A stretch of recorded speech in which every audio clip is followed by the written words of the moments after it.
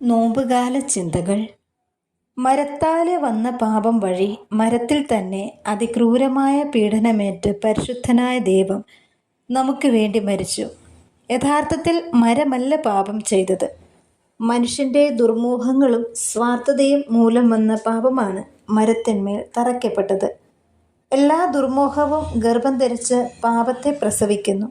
അത് പെരുകി ഭൂമി മുഴുവനും രക്തപങ്കിലമാക്കി.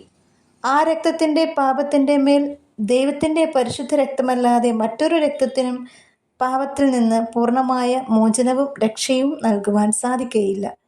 അതിനാൽ നമ്മുടെ പാപത്തിൻ്റെ വിലയ്ക്ക് പകരം ദൈവത്തിൻ്റെ പരിശുദ്ധ രക്തം കൊടുത്തുകൊണ്ട് നമ്മെ ദുഷ്ടൻ്റെ കയ്യിൽ നിന്നും ദൈവിക സ്വാതന്ത്ര്യത്തിലേക്ക് പ്രവേശിപ്പിച്ചു.